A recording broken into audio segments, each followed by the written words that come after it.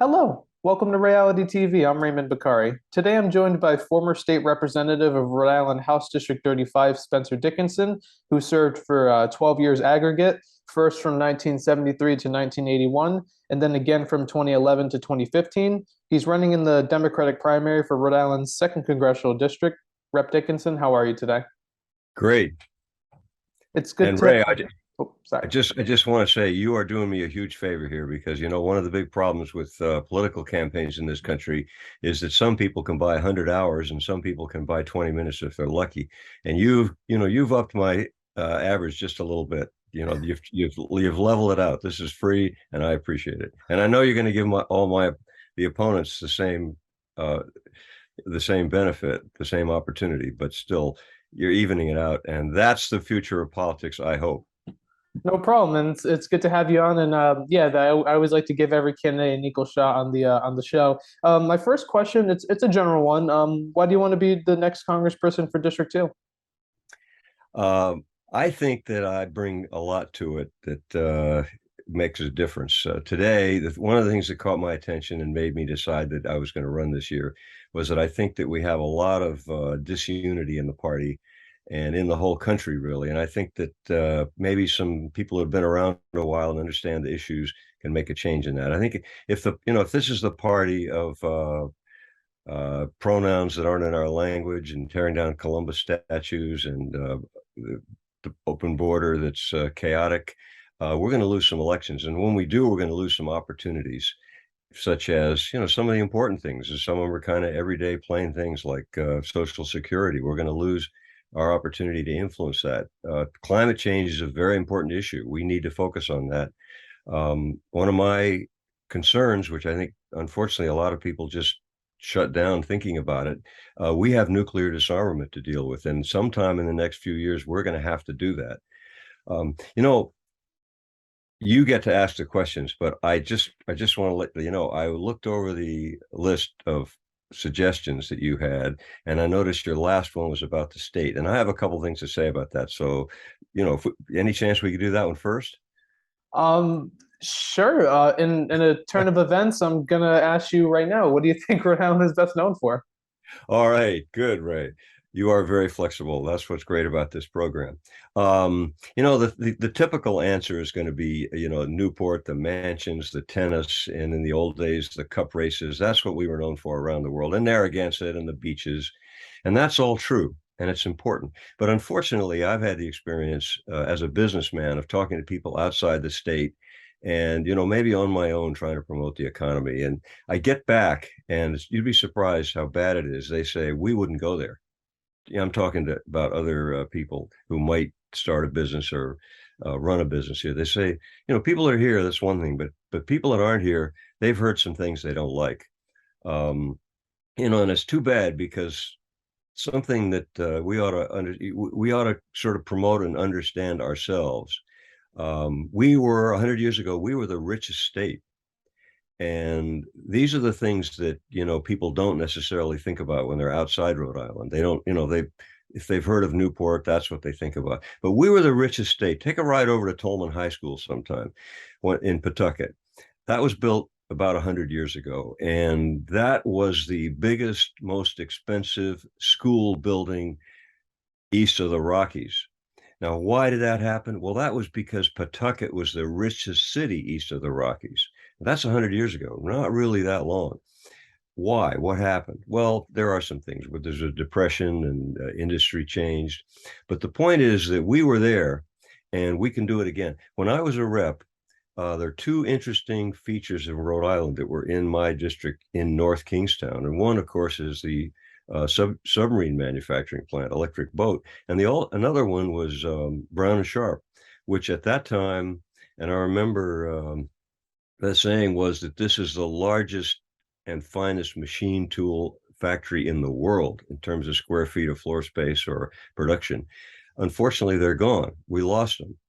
But something else that we may not realize about Rhode Island is that we won the Cold War. We built the Trident submarines. Now they build them in Quonset, and then they run them down. They run them down the coast a little bit, put in the dashboard and the seat covers in Connecticut. But basically, that ship is built in Rhode Island. And that was a decisive factor in changing the balance of the Cold War. And I remember back to the days after Sputnik, when the Soviet Union had the intercontinental ballistic missiles and we didn't. So there was a real change there. I'm not a big fan of nuclear weapons. On the other hand, I don't want to be the one that doesn't have them. And Rhode Island can take the credit, and it wasn't a politician down in Washington saying, hey, please come here and build submarines.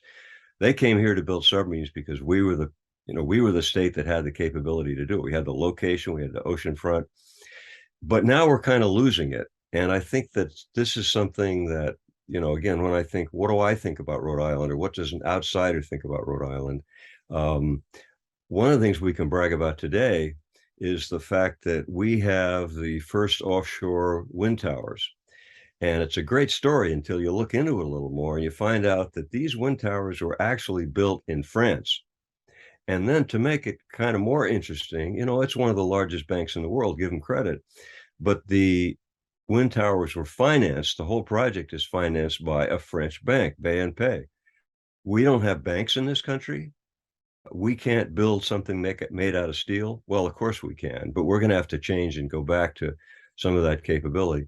And the reason Pawtucket was the richest city was that they were an industrial city. And of course, you get into the details. Route 95 split the city in half. It also split Providence in half. And we haven't made the effort to kind of realign. But there are many, many things that we could do. And as I started, pointing out that there are business people who just won't come to Rhode Island. We got to change our business climate, our regulatory climate. And there's a word that I hear a lot, which is corruption. It's, I know a guy, or here's a guy you need to know. And this is what the outsider runs into trying to come to Rhode Island. We do after, I fought that in the General Assembly for 12 years, but it's a serious problem, and we got to elect some people who are going to change it. Now, that's not a congressional issue. As far as where it becomes a congressional issue is that if you elect me, I will go to Washington. There are 435 members of Congress. I'm not saying I'll meet 434 of them, but I'll try. And there's a story to tell, and it's not just bring something, send money to Rhode Island, although that is important. There are some things, and I won't get into everything at the beginning of the campaign. I'm just starting this campaign. I got to save a little material for the next 5 weeks, but there are some things that the federal government can do that we should be asking for, and we should know how to ask for it. You've got to be very specific in what you want. You've got to get allies among the other Congress people, and you can bring it here.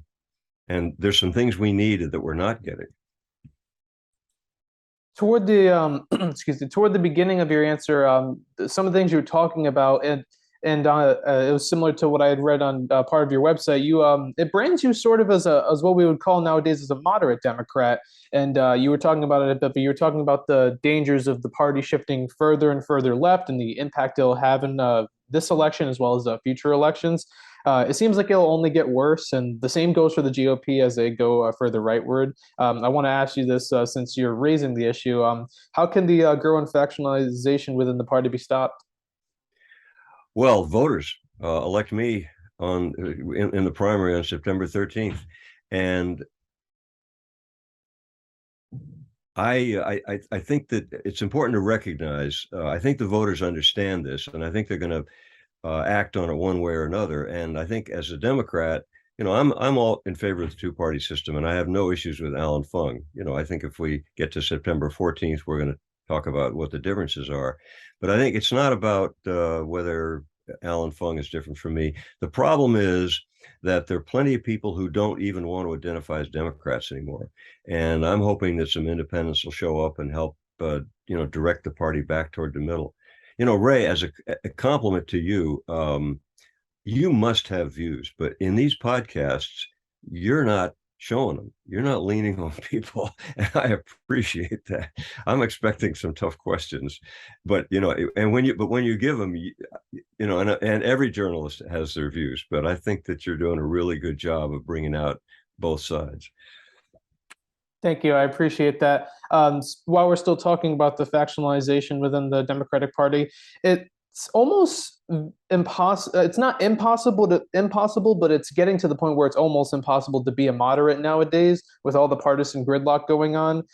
For example, if someone that's more of a blue dog slash moderate Democrat doesn't support a progressive policy like packing the Supreme Court, progressives will end up saying to that Democrat, "Oh, you're racist and upholding these systems that oppress these groups," and they would try to label that Democrat as a horrible person for just thinking on their No, own. you're absolutely right about that. Exactly, and it goes both ways too. The Republicans do it to their moderate Democrats. I mean, moderate Republicans. They'll throw out terms like "rhino," Republican in name only for those watching.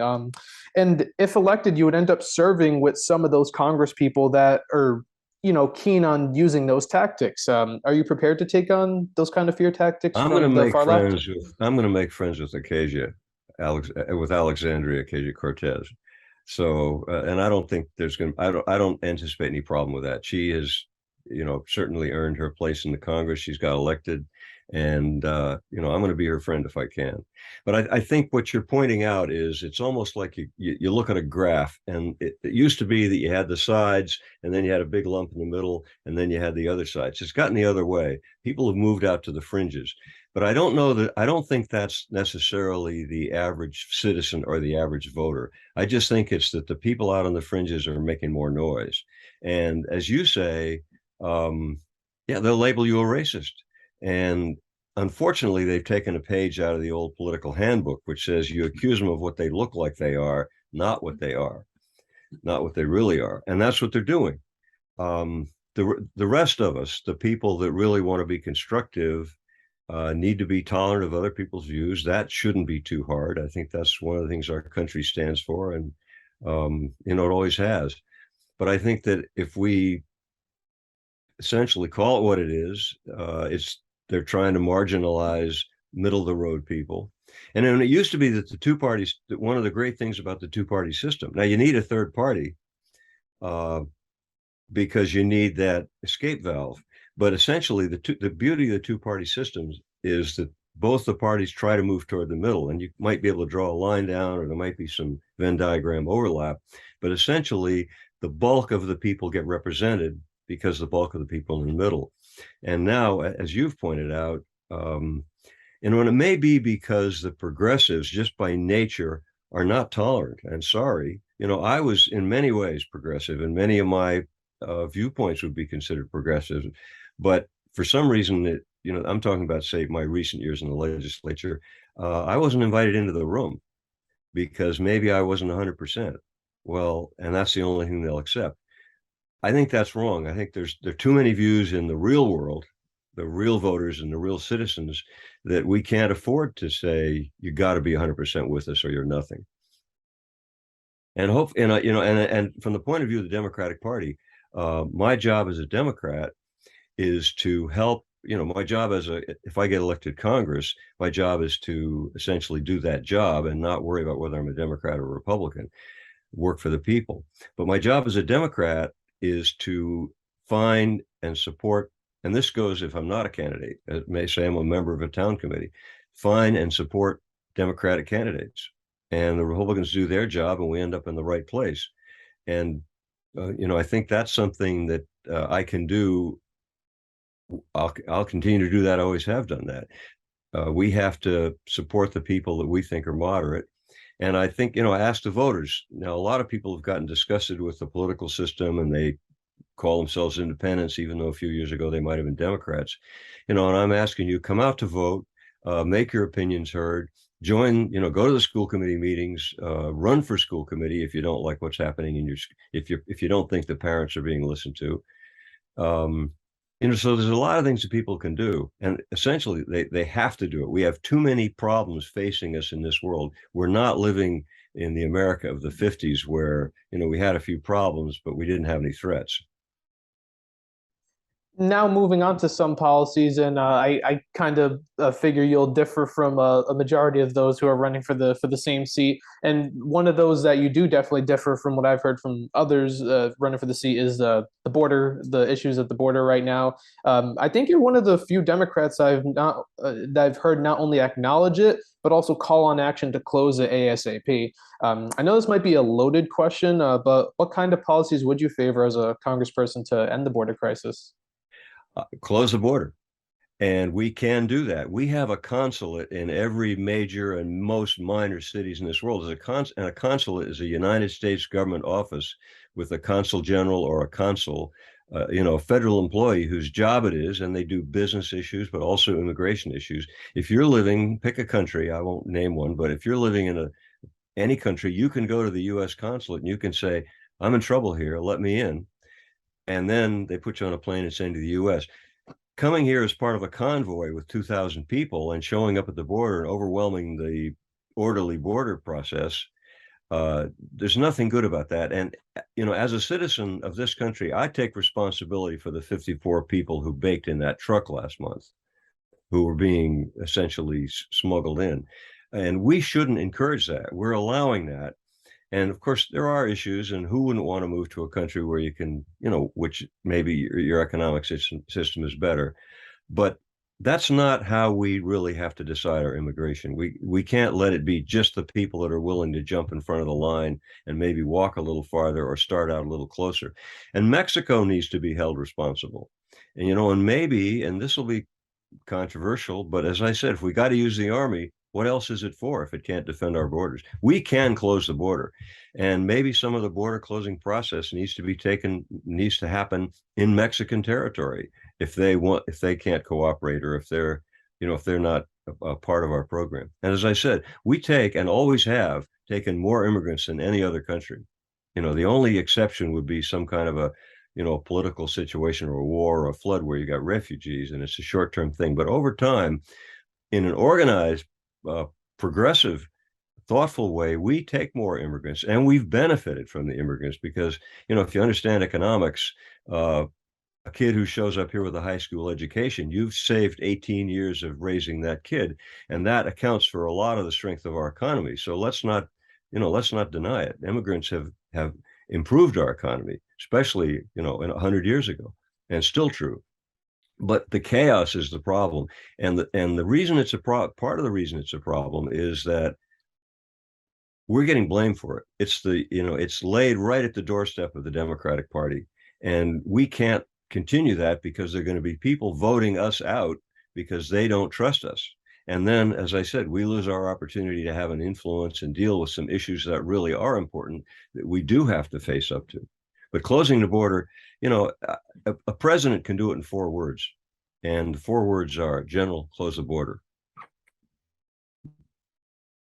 Now, the other side of the argument will say it's inhumane not to let these migrants in. They'll sometimes even say, aside from the economic benefits, for example, Vice President Harris said that climate change is a reason why we're having this increased migration. And they'll do a combination of that and the inhumane argument to not let asylum seekers in. How would you respond to those arguments? Well, I think what's inhumane, let's answer that question directly. First of all, and it happened, it was in the news recently, the 54 people who died in the truck. And that's not the only example. That happens a lot. And then you got abuse of people, kids traveling alone, all kinds of things. The cartels, number one, building their own strength and making money. I'm not saying they're about to become a country, but we don't need them as an enemy. And essentially, we're making them rich by giving them something to work with. If we take a systematic approach and we use our consulates and we take people from all around the world, we're really being more fair and more humane, because it's not just, do you happen to be located in a place where you can, walk 2,000 miles, or then they're not walking 2,000 miles, they're getting on a bus. if we want to be fair, do we really, let's say you're running a coffee shop. Do you want everybody cutting the line? And what are people going to think of you if you get in there and get in line the right way and somebody else jumps in line and you say, no problem with me as the owner of the coffee shop? You're not going to last very long. And I don't know that that's a complete analogy, but there's no reason why we can't have a good, humane immigration policy and close the border. And that, the closed border doesn't mean that nobody crosses it. It means that we decide who crosses it and when. And there may be people from the Middle East or from Afghanistan, who knows, but they can come here on a plane. They can go to the consulate in the country that they live in, Syrians. And then another humane issue, and we have a huge fentanyl problem in this country. And listen to who, I don't know what the number is. I've heard a lot of numbers, but one that could be true, you hear it a lot. 100,000 people died last year because of fentanyl, which was imported across that border because the border is porous, it's wide open. Now that's a serious problem, and I don't think there's any humane issue on the other side that outweighs that. And that's more than just a question of being humane. We got to be humane. That's our nature. I hope it is. But at the same time, we've got to protect ourselves. And we're not doing it. And as I said, the secondary effect of that is we're going to give away the Democratic Party. We're going to give this country away to people that are going to maybe promote candidates that we'd rather, maybe we'd rather present alternative candidates to get elected. Let's put it that way. Let's have our candidates have a shot. And that's going to get tough in the upcoming elections. And if we don't, I think what could happen is we'll take a hit in the upcoming elections and maybe learn our lesson a little bit. I'd rather think that we, figure out a way to have some new policies and get totally straightened out, and maybe it would last for a while. And the crisis at the border is just one of several problems going on currently. You touched upon this toward the beginning as well. The international problems, it's a whole lot more frightening and high stakes. There's the invasion of Ukraine by Russia right now, what seems to be an invasion of Taiwan by China, not to mention one that goes unspoken, China killing and torturing millions of Uyghurs. That's the population that they're the Muslim population. Yeah, exactly. That's a terrible situation. Exactly. And since that's a couple, we'll talk about each one like individually. So starting with Ukraine. Is the U.S. handling its approach correctly? It looks as though we're doing like a planned holdback, and I'm not comfortable with that. And I don't like the idea of the fact that the Russians, we used to call them Soviets, that the Russians can shoot from anywhere they want and knock out a city, and the Ukrainians are limited by us.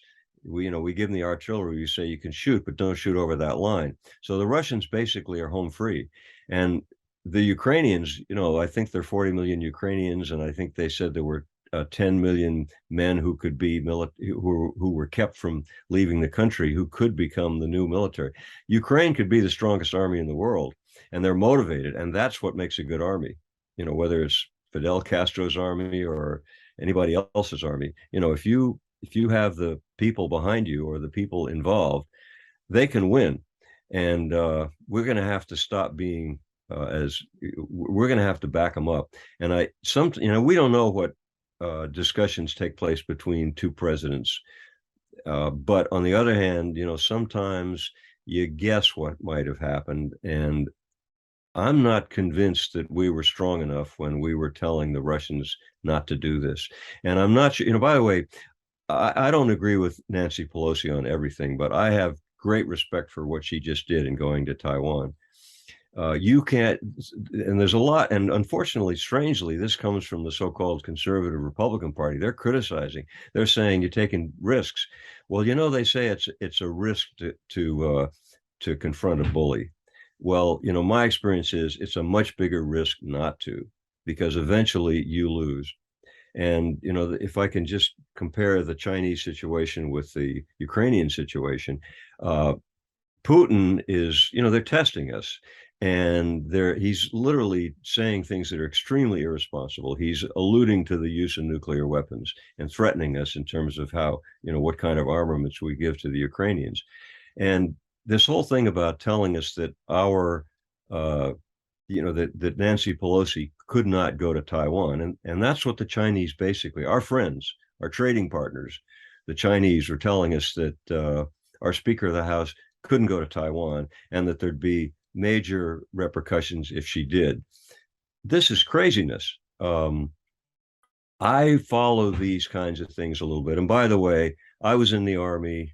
I follow some of this stuff. I know a little bit about it. And if you want to vote for the one congressional candidate in the group that was in the Army, it would be me. So from the point of view that I follow some of this, I think that if we had a confrontation today with China, it would not go well for the Chinese. And they know that. They know that better than American citizens because they've got good intel. Now, we're not 100% sure of that, but there's a pretty good chance that some insiders will tell you if they had taken a shot or even crossed the bow of Nancy Pelosi's airplane, they would have lost a lot of planes and half their Navy. And if you're Chinese, you're listening to me, you know the truth, which is that I might be right about that.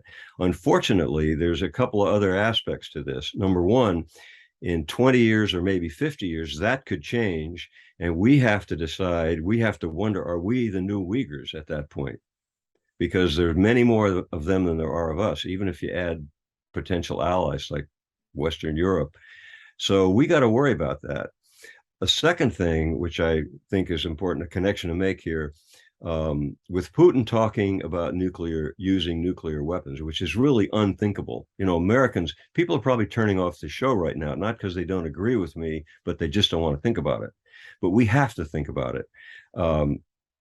If China uses nuclear, let me back up. If Russia uses nuclear weapons in Ukraine and we start a nuclear war, we get going on a nuclear war, we get dragged into one, major destruction will happen in Russia. We have some defenses. We'll take a lot of damage, unacceptable damage. It'll change civilization, but it won't totally wipe us out. But at that point, the generals are going to make some decisions. And the Chinese know this because the Chinese aren't stupid and they care about their own country. And what will happen at that point is even if China does not fire a single rocket, they will be completely destroyed, because we can't tolerate a situation in the world where Russia and the United States are destroyed and China is left standing. So what that really means is, I don't advocate that, but what I'm saying is China knows that. And because they know that, this might be a good time for us to talk to them about a way to dial back the nuclear problem. And, I don't have to tell you, there are books you can read. You already know this, Ray, I'm sure. The results of a nuclear war would be extremely bad, worse than you can imagine. You're not going to go out in the country and, live on, 12 boxes of shredded wheat. That's not going to happen. You're going to have 2 years of no sunlight. And that's if you're even alive. China knows this. They don't want this other confrontation to happen that they're not a part of. And it's almost like they got to look at their little brother and say, Vladimir, you might want, I'm pretty sure this is happening now. Vlad, you might want to back off on threatening the United States with nuclear war, because this isn't going to be good for any of us. And worst of all for China, they're going to be the big losers. Now, that being the case, and it also being true that they are an ally of Russia, that Russia badly needs, they wouldn't be much without them. This might be a time to talk. Now, if we don't take that opportunity, and there's a couple of stages we've got to establish, and I think this is possible, we've got to establish that we can absolutely control what happens. In other words, know what's going on, be assured that certain weapons have been set aside or demolished. The first step might be to get them offline. Right now, there are commanders in the Pacific Ocean that have the individual responsibility of destroying the whole country. Because if something happens, they don't need, let's say we get wiped out on our side, their job is to fight back, and they don't need orders from anybody. I don't know if they're lieutenant commanders or captains on submarines. I'm not sure exactly, but they will be making that decision to destroy a whole country. That's too close. And we don't necessarily have a choice. That's how it works. But what we need is to maybe get a situation where nuclear weapons we could back them off. We could say, all right, we're going to redesign all our weapons so that it takes 200 days to fire a weapon instead of 2 minutes. And when we've accomplished that, then we can maybe destroy all of them. At that point, we still have to deal with a China that's building an army that could probably beat us in 50 years or 20 years. And again, do we want that consequence? And what's their real motive? I'm sympathetic to the Chinese. They lived under a lot of oppression. And, if I were Chinese, I'd worry about Japan because they were occupied during World War II not that long ago. And it wasn't pleasant for them. So, of course, they're building up their military. They can't do anything else. But it's our job to take those issues seriously. And if the president won't do it, either president, either party, any president, it's going to have to come at the national level from Congress. And I would actually, there are many issues, but I would definitely bring that issue. And I think that I've found from serving in the legislature for 12 years and knowing that you do talk to your fellow legislators, you have a coffee with them, it's a full-time job, and you bring up these things, you can make a difference because, essentially you're selling an idea and you're doing it every single day, and people do listen. And one person, Kermit the Frog said, one frog can make a difference. And another component of this whole discussion of international conflicts and the terror of possible nuclear conflict, and it's almost reminiscent of like the Cold War. Absolutely. It's very similar to the Cold War, and it's very frightening. I didn't think in my lifetime I would see that. But one thing I do want to, until Putin reminded us. yeah, one thing I do want to ask you about, because you did mention Congress's ability, and that actually plays into one question I want to ask you. For example, to talk about Congress's ability, the other day, the Senate, in response to all that's going on in Ukraine, voted to approve NATO membership for Sweden and Finland. And why that's relevant for those watching, those are neighboring countries of Russia, and the fear is if Russia takes Ukraine, they'll keep going to the neighboring countries like Finland and Sweden. And so it's almost reminiscent to what Germany was doing in World War II. They were taking countries and just kept going and going and going. Your thoughts on the NATO membership vote? Well, foreign policy is a very tough issue, and there's a lot of speculation that has to be a part of it. But sometimes it helps to keep in mind the recent history. The Russians basically won World War II. We won it, but they're the ones that lost the millions of people. Russian soldiers absorbed the Nazi attacks, and they're the ones that, in effect, if you go by casualties, they won that war, and they know that all too painfully. And now that doesn't excuse the fact that the communists and the Bolsheviks and even the czars before them were expansionist and did a lot of things they shouldn't have done. Leading up to, say, the last few years, or say after the fall of the Soviet Union, when it became Russia and split off a bunch of the smaller countries, we probably didn't need NATO to be stronger than it was. And I remember when these other countries like Poland were being added to NATO, I was thinking, do we really need to do this? NATO is fine. We're not, it doesn't make us any stronger. It might hold off the Russians, but in effect, I'm not sure it really did. In effect, it might have made them feel isolated. And sometimes, even though your opponent or your adversary is dangerous and not logical and they disagree with you about a lot of things, you still don't want to box them into a corner. Unfortunately, we're there. And they said that the issue that brought them into the Ukraine war was the possibility of NATO absorbing or Ukraine joining NATO. I'm not sure that's really what made them do that. I think Putin is just trying to build the old Russia back. But where we are now, yeah, I think I would have said a couple of years ago, let's not push them. Let's have a little neutral area between Russia and Western Europe. But now, with what's going on in Ukraine, yeah, I think Sweden and Finland need to be in NATO. This next one goes back to Taiwan for a moment. It's actually kind of a controversial question for some. Do you consider Taiwan an independent country? Boy, Ray, I think you're gaining your reputation. You're earning it and living up to it. Going back to when Taiwan was China, and they sat in the seat in the UN, and we basically pulled a rug out from under them, gave the seat to Big China, and said some stuff that is hard to, ambiguous, let's put it that way. So de facto, they're an independent country. They've got an independent government. They've got an independent economy. They don't necessarily want to be part of Greater China. So this is a tough one. And probably, a lot of things when revolutions happen in the past throughout history, countries will break off, people will have revolutions, and then other major powers will say, well, we're recognizing the new government, or we're recognizing the new country that's been split off. So we're being very unclear about this. You don't want to show your hand, but if you send me to Washington, I'm going to be involved in these issues. Maybe the issue of nuclear disarmament, which is going to save us from 200 years or 1,000-year destruction, or destruction that could take place in 220, 200, or 2,000 years. Maybe the workout includes Taiwan. Now, I wouldn't turn Taiwan over to China against their will, but on the other hand, I might say, wouldn't you like to try to work things out with your big brother over there? And maybe there's a way that some of the good things about the way that Taiwanese run their economy and their democracy could be grafted on to big China.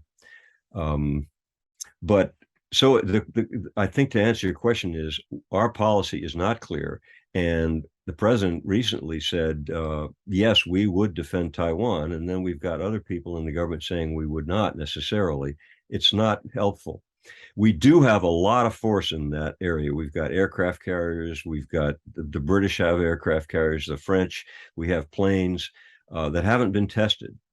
I think the Chinese don't have one nuclear carrier, let alone, a dozen. So they don't, what they say stuff like, we got hypersonic missiles, we'll destroy everything you got. Well, maybe they will, maybe they won't. I think our admirals and generals have a pretty good idea what the story is. From what little I can get, and, where do I get it? Online. In other words, I don't have special sources that you don't have. But from what my estimation of it is that we have the edge right now. And if we draw the line, Taiwan will stay where it is. But that might not be true 20 years from now. A lot of people in politics, and particularly in governments of authoritarian countries, are going to say stuff. And they're, many times they're bullies. A lot of times they're just, faking it. And right now, I think they're having a little hissy fit over there. The Chinese are flying airplanes near Taiwan. But if they fly one airplane in the wrong place, they're done. That's this year. No war is cheap. Nobody wants a war. But they're not going to win the war that we have this year or next year. But what we got to worry about is what they're going to do in 20 years.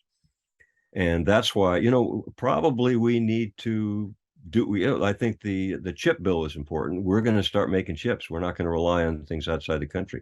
We've got to start making our own solar collectors. We've got to start making a lot of things ourselves. We've gone through a period of taking advantage of what amounts to cheap Chinese labor. We're all living off their hard work. That's wrong. But I think what we need to do is maybe this Russia and China, they've got to be economically marginalized. Western Europe and the US and South America and, India and Africa need to move forward without them. And a lot of what they've done by stealing our technology. And we have let them get away with it. Largely because there's some, every time something like that happens, say a Chinese company or a Chinese government agency steals technology, there's an American investor who benefits from it. So we got to look at ourselves sometimes. We cause our own problems and we ignore our problems. And of course, who fixes that? Well, the president can do a little bit. The state legislature, that's not their job. It's the Congress. So send me there and, let me address some of these issues with some of the other Congress people that are there. So you would consider Taiwan an independent country? It is effectively an independent country today. I'm not, what's unclear, and in my opinion should be, but that's not let's put it this way, the position of the U.S. is unclear on that, and it probably for a reason. But the problem is that we've got the president and the Secretary of State apparently saying different things about that. So what I say doesn't carry a whole lot of weight when you consider that at the top levels, you got some indecisiveness. I think we need a policy, and we're going to get it. We're going to need it pretty quick. But you can't make a policy when you're begging for stuff. And right now we're begging for chips, And we're also begging for work boots and everything else that the Chinese can make for us that we can, that we spend a little more money on. But, when I see a sneaker factory leave, well, it went to Indonesia, but essentially it left Warren, Rhode Island, not because they could make a $12 sneaker for $1, but that they could make, they could make it for 5 cents less. And when that factory in Warren, Rhode Island left Rhode Island and went to Indonesia, machines built, designed, and fought for by American citizens were unbolted from the floor and taken over there. And effectively, you might be an owner of a factory, but there's some things that really belong to the community, and that's wrong. And we've been letting that happen for years. Circling back to the U.S., all these issues going on as of right now looks to affect President Biden's odds for re-election in 2024. That combined with how 2022 is expected to be a red wave due to the midterm election historical precedent. This is a tricky question, like the Taiwan question for a lot of Democrats currently. But would you support President Biden if he seeks re-election in 2024? That is a tricky question, and I'd have to think long and hard about that. I liked Biden for many, many years, and some of the candidates I worked for in the past, I worked for because Biden wouldn't run. I'm not happy with some of the things he's doing right now. I probably agree with his instincts more than the average Democrat. But as I said a little earlier, whether I'm a candidate or just a regular Democrat walking around on the street, it's my job to find the best candidates. And we need, I don't hate Donald Trump, but my point of view is we need a better candidate.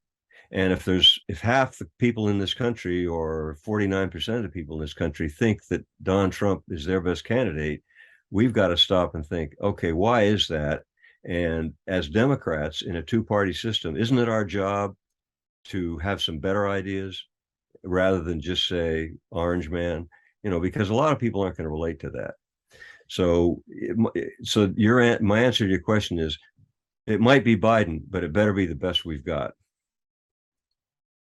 One question I like to ask all the CD2 candidates about, this is more of a policy one. It's a topic that isn't talked about as much in the national political dialogue, and that's the national debt, especially considering all the economic issues going on right now with rising inflation. As a congressperson, how would you try and take on the national debt? I love this. I hope we have some time here because you're asking me 4-minute questions, and I hope we don't have a 2-minute format.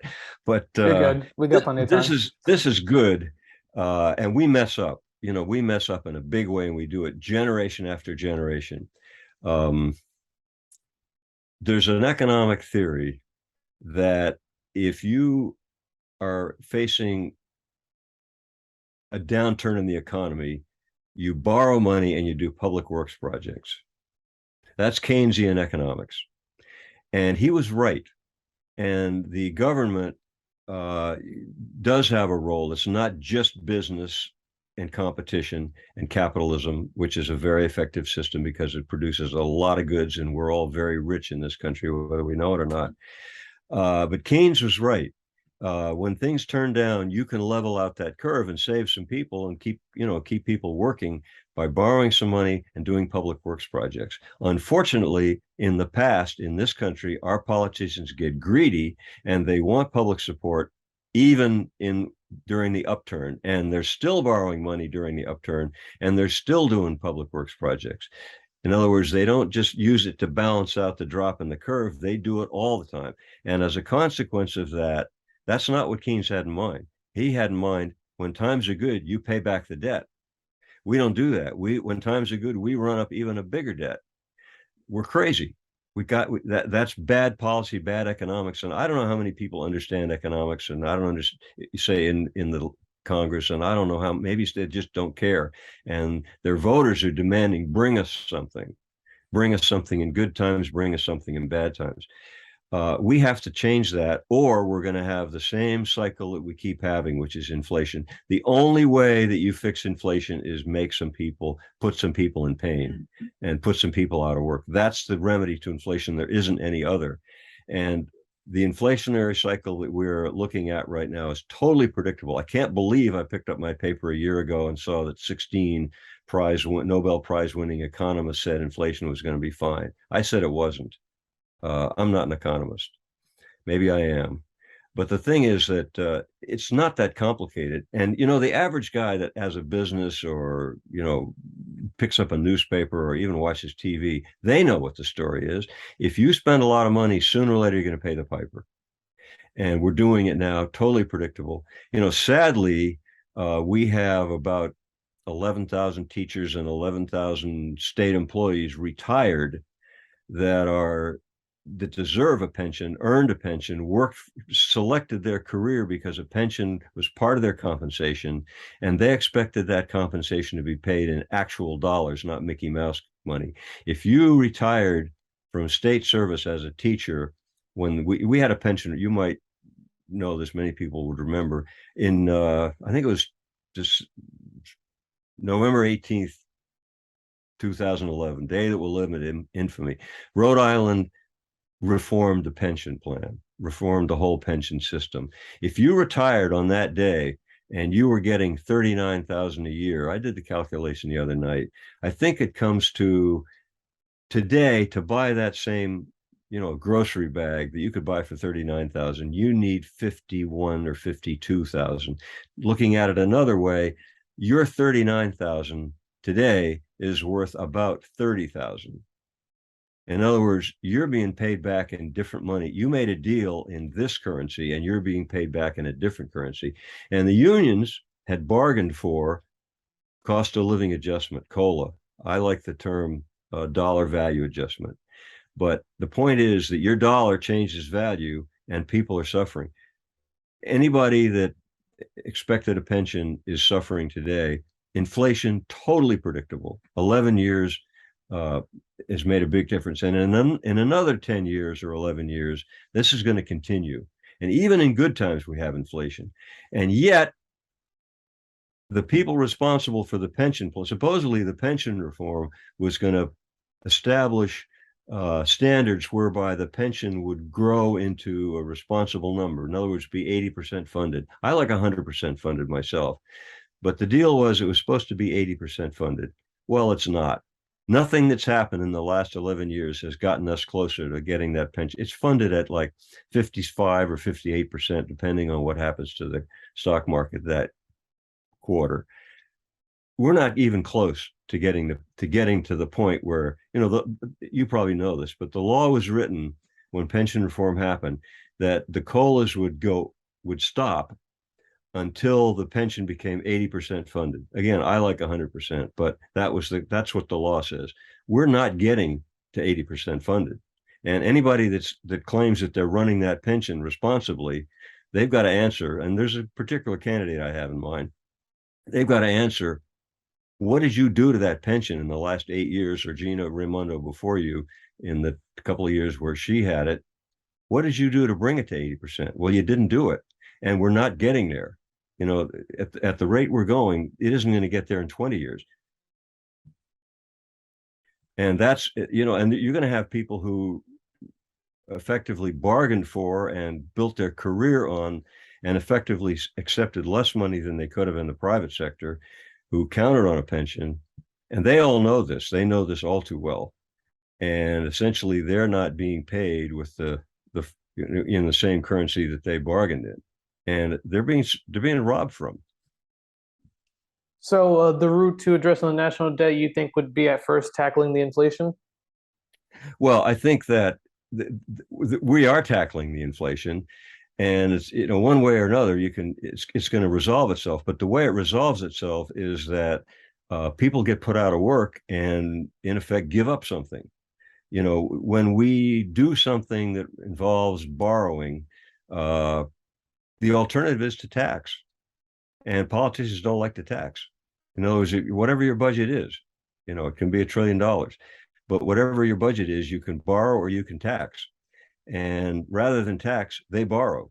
But that bill does have to be paid. Everybody knows that. You sit with your checks and your bill at the kitchen table. Everybody understands you can't go on forever. You pay the piper. But if we went to real Keynesian economics, we can help level out the economy during slow periods. But when things are good, we got to pay it back. If we could learn that one simple principle, which you can express in 20 words, we'd be fine. We wouldn't have inflation. But the funny thing about that is voters don't necessarily vote that way. And what are the chances of me getting elected on that platform point? I don't know. Maybe not that good. But the thing is, everybody knows that. So why don't they vote that way? Why do they send their Congress people to Washington to borrow more money that eventually is going to have to be paid off? And again, the only way you pay it off is you squeeze it out of the, you can't, we're getting a little complicated here, but essentially taxing the rich. How many rich people make shoes or build cars? Well, they work for companies, they do constructive stuff, they have an important part to roll. But real production is done by real people, by millions of real people. And when that product has to be squeezed out in the form of money, basically it's got to come from the people that are making that product, whether you're making shoes or you're teaching kids, or you're, in other words, doing something that our economy does, building cars, building construction industry, every product that we have, every real value in our economy is something that an average everyday person makes with their hands ultimately at some point. And the only way you can get that back is by taking it away from them. And that's what's happening now. That's what inflation does. Another one I always like to ask every CD2 candidate, this one probably might be less complex than the national debt and inflation, is the idea of term limits for members of Congress. Currently, there are none, and a congressperson can continuously get reelected until they pass away, get beat, or just call it quits. Do you support or oppose term limits? Well, I think it might be time to try it, but I have a caution. And when you go into something, you should do it with eyes wide open. Uh, there are some advantages, and I see this personally at the state level, where as I mentioned to you before, I had served for 12 years aggregate. The administration employees are there for 20, 30 years, and they get very smart at what they do. And you need people watching over them that have been there long enough to know what they're looking at. And you really can't get elected and serve a year or two and understand what departments are doing. So you need somebody that can stand up to the department heads and the full-time civil servants and say, we know what you're doing, we've seen you doing it. So I'm not sure that cutting it back, when you cut it back, keep in mind that there's a value to experience. Now the voters can provide term limits. They can term limit anybody they want if they're paying attention. So if I had to choose between A, voters paying attention, or B, sending people home after X number of years, I'd say let's have the voters pay more attention, and let's have more journalists who ask that kind of question and help the voters pay attention. So it kind of sounds like a no, and I do just want to kind of ask. Well, I mean, I think we're probably going to do it, and I'd probably support it. I mean, there are other things I'd support I think are more important, but I'd caution the voters and anybody that's listening: don't expect too much from term limit changes. In other words, it isn't going to solve your problem. That's not your real problem. Your problem is elsewhere. You got a problem, but that's not the bulk of it. And don't get the feeling that you've done the job if you do that. You haven't. There's more to do. Moving on to the environment, because my follow-up was going to be wouldn't that just be a term length for the elections, but you did eventually answer the stance on it. So moving on to the environment, this is one of the issues you're probably the most passionate about. I've seen previous interviews where you talk about your background from the legislator, how you built the first solar heated home here back in Rhode Island back in the 70s. I would assume you have the policies in mind that you would believe would be critical to the goal of stopping climate change. And my apologies for the loaded question, but what would those policies be? Well, generally speaking, I think that, again, I throw in the word politicians around here a little bit, and if I later watch this podcast, I might be sorry. But I think the politician tends to do the easy thing. In my case, and I'm proud of this, I built a solar house, and I built a lot of solar houses, and I set up a business to sell the components and the technology of solar houses to other people. And I even provoked some other, started some other businesses responding to our needs. Like, we needed a differential thermostat. There was no such thing. Roger Dowdell, the richest man in Rhode Island, built one for us. And that's how he started his business. So, when you do, and that illustrates part of my point, when you're solving a problem, sometimes the problem tells you the solution. You may have a combined economic problem, or maybe you need fuel. The thing that you do to replace the fuel, such as in our day, it was, when I was building the solar houses, it was just flat out collecting heat. Technology now, we collect that, we do photovoltaics, it's electricity, we have wind towers, we have other technology coming along that surprises me when I hear about it. But not to get into that, some of that can be complicated. But I would favor the idea of, let's build our way out of this problem with technology and serious things. And wind towers are not new technology. 30 years ago, you couldn't do it. Today, you can pick up a phone and you can call Mark DiPasquale and you can buy a 385-foot high wind tower if your town will let you put it up. The problem is the town won't let you put it up. He will sell you as many as you want, and he'll be the next Henry Ford. He's a genius, and he can build wind towers. So the solution is not taxing or punishing people. The solution is giving them something that's an alternative. And I'm saying that from a practical point of view. But sometimes politicians go for the feel-good thing, and they go for the emotional thing. Well, let's tax somebody, or let's tax somebody that's using too much fuel, or let's, now we're all confused. The president and maybe some of the cabinet wants to let the fuel prices go up, gasoline at the pump, because that way they're forcing people to electric cars. Meanwhile, somebody else says we got to take the tax off the gas because it's too expensive and we're suffering from inflation. Those two policies don't really cancel each other out. The real answer is we got to recognize the problem, and then we got to solve it with construction or technology. I can build you a house that doesn't use fuel. That was true 40 years ago. And I built a lot of houses, and if you add it up, what we've saved millions of gallons of fuel, a drop in the bucket. But unfortunately, if anything slowed down our business, it was federal regulation or help. Help. Reagan said it, 9 most scary words in the English language. I'm from the federal government. I'm here to help.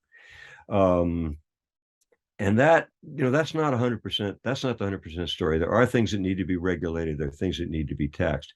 But if you're relying on tax breaks to solve the energy problem or anything along those lines, and it's all, pretty much in that category, you're just handing money to some people to pass it around to each other and, hire lawyers. And, that's not where our energy should be. Our energy should be, and let's put up towers. And if you really want to solve we can solve it in Rhode Island.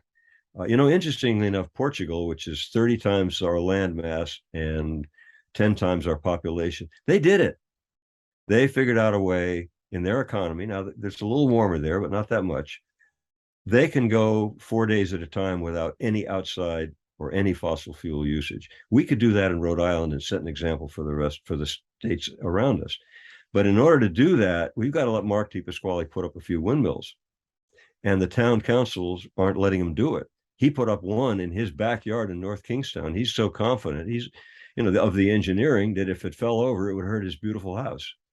And by the way, you can walk around that wind tower. There are no dead birds on the ground. That's ridiculous. But if he wants to put up a second wind tower in North Kingstown, he can't, because the town council in North Kingstown, and God bless you, don't know if you're voting in the Democratic primary or not, town council members, but what they've done is they've zoned it. So all the zones in North Kingstown, no wind towers. Now, how are we going to get out of this problem? All the tax breaks in the world aren't going to resolve that stubbornness. And, you've got some wonderful conservationists who have land trusts, and they like stone walls, but they hate wind towers.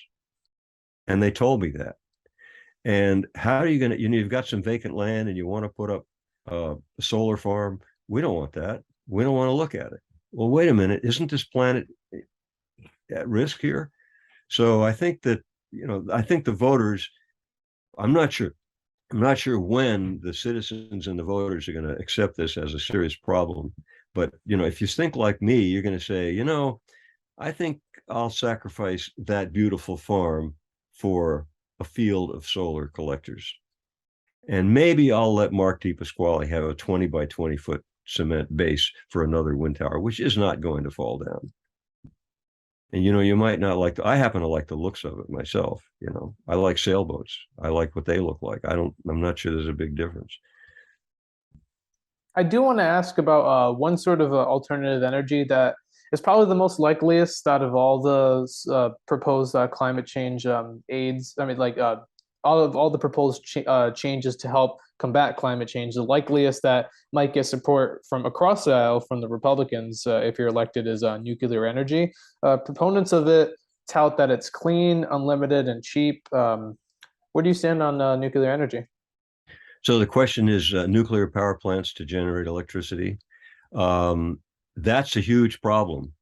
But, and I don't, I think it's like so many legislative issues. This is one of the ones that sits on the edge of, this kind of balances. I'm not sure I know enough facts, but I would say this. If we need nuclear energy to save this planet, and we need it to replace fossil fuel, then we've got to look into it seriously, and maybe we have to do it. And there's some specific things, most people don't understand this, but a nuclear aircraft carrier is a speedboat that no other ship can catch up with. And the Navy built all these diesel-fueled destroyers that can't keep up with aircraft carriers, so they stick in electric engines to make them go faster. There's a lot of power there. You could build a nuclear plant, in effect, in the form of an aircraft carrier or a smaller vessel, dock it someplace where it can later be moved and where you can control it, and probably power the whole state of Rhode Island. It would take a few of them, but those are things that need to be looked into. I'm not saying, let's put it this way. I don't think we're going to rule anything out, and we need to be open-minded. And, I'm not ready to sign on to the companies that are making nuclear plants just because they want to make some money. I'm sorry to say, if I get to Congress, I'm expecting that's the argument I'm going to get back. Somebody works for, somebody represents a state that's got a big GE factory, and GE builds, or Westinghouse, they build nuclear plants. Are they saying we're going to bring some money home, or are they saying what's good for the environment? But we need to listen. And I personally wouldn't rule that out, even though I fought very hard against the Rome Point plant, which is the last plant. Matter of fact, part of the reason I built that first solar house was to show people in the state that nuclear power wasn't the only way to generate electricity. And I remember the electric company used to follow me around, and they spent almost over $500,000 on ads with pictures of houses that I had built saying, "Build Rome Point. Solar's a long way off."